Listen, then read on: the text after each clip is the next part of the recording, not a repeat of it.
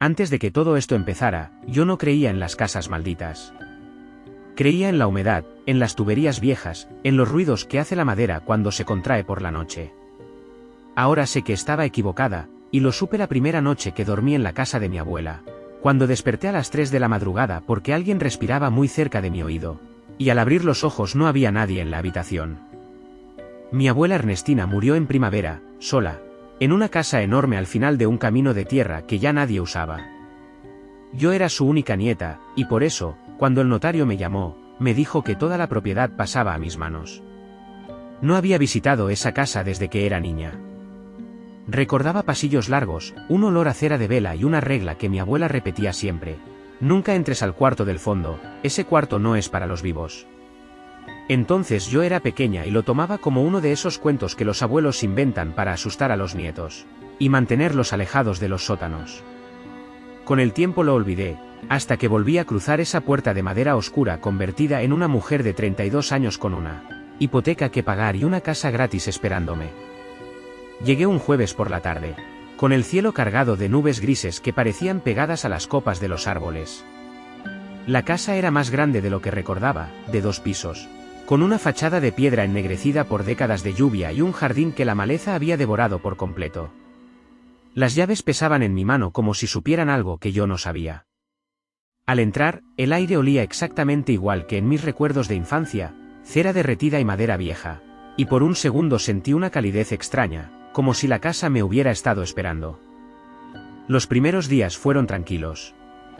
Limpié habitaciones, abrí ventanas para que entrara el aire, catalogué muebles antiguos que pensaba vender. Encontré cajas llenas de fotografías en blanco y negro, retratos de gente que no conocía, hombres con bigotes serios y mujeres con vestidos largos, todos mirando fijamente a la cámara con esa expresión rígida de las fotografías antiguas. Las guardé sin prestarles demasiada atención, apiladas en un armario del pasillo, y seguí con mi rutina de limpiar y organizar, ajena a que cada noche, sin darme cuenta, dormía cada vez más cerca de esa puerta de madera oscura al final del corredor, la que mi abuela me había prohibido cruzar. La primera vez que noté algo extraño fue al 5.º día. Estaba ordenando el comedor cuando escuché pasos en el piso de arriba, pasos lentos y pesados, como de alguien caminando con dificultad. Subí pensando que quizás algún animal se había colado por una ventana rota, pero al llegar arriba no encontré nada, ninguna ventana abierta, ningún gato, ningún pájaro. Solo silencio. Decidí que había sido mi imaginación, cansada por el trabajo y la soledad de esa casa enorme. Esa noche soñé con mi abuela. La vi sentada en una silla frente a un espejo, peinándose el cabello blanco con movimientos lentos, y cuando me acerqué en el sueño para saludarla, ella levantó la mirada hacia el espejo y en el reflejo no estaba su rostro, sino el mío, mucho más joven, con los ojos completamente negros. Desperté empapada en sudor, con el corazón latiendo con fuerza, y fue entonces cuando escuché la respiración cerca de mi oído, esa respiración pausada y fría que no era la mía. Encendí la luz de inmediato. La habitación estaba vacía, pero la almohada junto a la mía todavía conservaba una hendidura, como si alguien hubiera estado recostado ahí segundos antes. No le di demasiada importancia al principio. Me dije que el estrés de la mudanza, el luto por mi abuela y la soledad de vivir en un lugar tan aislado estaban jugándome una mala pasada. Pero los días siguientes trajeron más señales. Objetos que cambiaban de lugar sin explicación, una puerta que se cerraba sola con un golpe seco cuando no había corriente de aire, el sonido de alguien tarareando una canción de cuna en un idioma que no reconocía, siempre por las noches, siempre cuando estaba a punto de conciliar el sueño.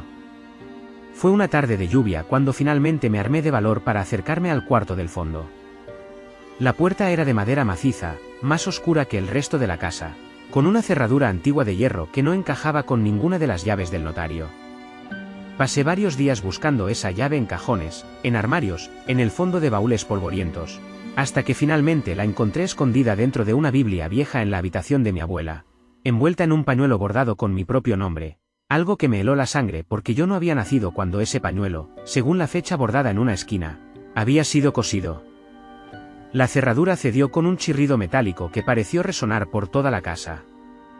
Empujé la puerta y el aire que salió de aquel cuarto era distinto al del resto de la casa, más frío, más denso, con un olor dulzón que no supe identificar hasta más tarde. Adentro, las paredes estaban cubiertas de retratos, decenas de retratos enmarcados de distintas épocas, desde daguerrotipos sepia hasta fotografías a color de los años 80. Todos mostraban a miembros de mi familia, generaciones enteras que yo desconocía, y en cada uno de esos retratos había algo perturbador. El rostro de la persona fotografiada estaba rayado con violencia, como si alguien hubiera usado sus uñas para borrar esas facciones hasta dejar solo surcos profundos en el papel. En el centro de la habitación había un espejo enorme, de marco dorado y deslustrado, cubierto por una sábana blanca amarillenta por el tiempo. Me acerqué con las manos temblando y retiré la tela. El cristal estaba manchado, con vetas oscuras que parecían crecer desde los bordes hacia el centro, y cuando me miré en él, mi reflejo tardó un segundo de más en moverse, como si el espejo necesitara ponerse al día conmigo. Esa noche no pude dormir. Me quedé despierta revisando los retratos que había traído de aquel cuarto, tratando de identificar a alguna de esas personas. En el reverso de varias fotografías encontré nombres escritos con tinta desvanecida, y reconocí apellidos de mi familia, tíos abuelos, primos lejanos, personas de las que mi madre había hablado alguna vez con voz baja y evasiva. Todos habían muerto jóvenes, según las fechas garabateadas junto a los nombres, y en cada retrato el rostro estaba destruido de la misma forma, con esos surcos profundos que parecían hechos con desesperación. Decidí llamar a mi madre para preguntarle sobre la historia de la familia, sobre ese cuarto, sobre esos retratos. Ella guardó silencio por varios segundos antes de contestarme con una voz que no reconocí, una voz asustada. La de una mujer que llevaba años evitando esa conversación. Me contó que mi abuela solía decir que la casa se alimentaba de los rostros de la familia, que cada cierto tiempo, uno de nosotros era elegido para ser retratado en ese cuarto, y que una vez colgado el retrato, la persona comenzaba a desvanecerse poco a poco, a perder identidad, hasta que finalmente su rostro se borraba también de la memoria de todos los que la conocían, dejando solo un vacío que la familia rellenaba con silencio y evasivas.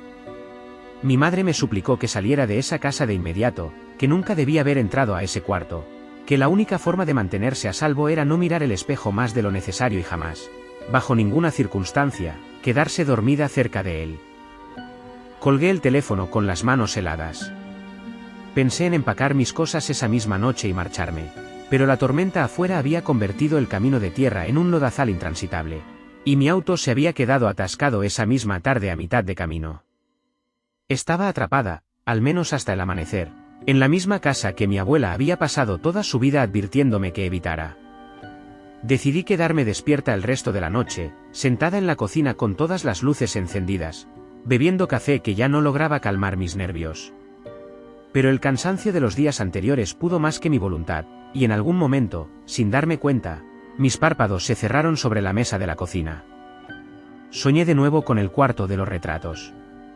En el sueño caminaba entre los marcos, observando esos rostros borrados, y de pronto notaba un espacio vacío en la pared, un marco dorado sin fotografía, esperando. Frente a ese marco vacío estaba el espejo, y en su reflejo, en lugar de mi imagen, veía a mi abuela joven, con el cabello negro y los ojos llenos de una tristeza profunda. Ella movía los labios sin emitir sonido, pero yo entendía perfectamente lo que decía. La casa necesita un rostro nuevo cada generación, y esta vez te toca a ti, porque tú entraste al cuarto, porque tú retiraste la sábana, porque tú te quedaste dormida cerca del espejo. Desperté de golpe, todavía en la cocina, pero la casa ya no estaba en silencio. Escuchaba pasos subiendo la escalera principal, pasos lentos y decididos, acompañados por ese tarareo de cuna que había escuchado noches anteriores. Me levanté con el corazón desbocado y caminé hacia el pasillo, temblando, aferrada a una vela porque las luces de la casa habían comenzado a parpadear sin razón aparente. Llegué al final del corredor y encontré la puerta del cuarto de los retratos abierta de par en par, aunque yo recordaba haberla cerrado con llave esa misma tarde. Una luz azulada, fría, salía desde el interior, iluminando el pasillo con destellos intermitentes. Me asomé con el cuerpo entero temblando y vi que el espejo ya no estaba cubierto de manchas oscuras, sino completamente limpio, brillante, reflejando la habitación con una claridad antinatural. Frente al espejo, de espaldas a mí, había una figura vestida con un camisón antiguo, de cabello largo y blanco, exactamente como recordaba a mi abuela en sus últimos años. Sentí un alivio absurdo, pensando por un instante que quizás todo había sido un malentendido, que ella seguía ahí de alguna forma, cuidando la casa. Pronuncié su nombre en voz baja, y la figura giró lentamente hacia mí. No tenía rostro. Donde deberían estar sus ojos, su nariz, su boca, solo había una superficie lisa y pálida, sin rasgos, como una fotografía cuyo rostro hubiera sido borrado con las mismas uñas desesperadas que había visto en los retratos del cuarto. La figura extendió una mano hacia mí, y aunque quise correr, mis piernas no respondieron, como si algo en esa habitación me hubiera clavado al suelo. El espejo comenzó a brillar con más intensidad, y en su reflejo pude ver no la habitación detrás de mí, sino generaciones enteras de mi familia, hombres y mujeres de distintas épocas atrapados dentro del cristal, moviéndose lentamente, todos con el mismo rostro borrado, todos extendiendo sus manos hacia el vidrio como si intentaran salir. Entre ellos reconocí, con un terror que me paralizó por completo, el rostro todavía intacto de mi abuela, mirándome fijamente, con una expresión de disculpa infinita, como si hubiera sabido desde siempre que este momento llegaría y no hubiera podido hacer nada para evitarlo. La figura sin rostro me tocó la mejilla con dedos helados, y en ese instante sentí que algo dentro de mí comenzaba a desprenderse, como si mi identidad, mis recuerdos, mi nombre mismo, empezaran a disolverse igual que tinta bajo la lluvia. Intenté gritar, pero mi voz sonó distante, como si ya no me perteneciera del todo. Vi mi propio reflejo en el espejo, y noté con horror que mis facciones comenzaban a desdibujarse, a perder nitidez, como una fotografía expuesta demasiado tiempo al sol. Lo último que recuerdo con claridad es el marco vacío en la pared, ese que había visto en mis sueños, iluminándose con la misma luz azulada del espejo, esperando a que algo llenara ese espacio en blanco. Después, todo se volvió confuso, fragmentado, como recuerdos de alguien más.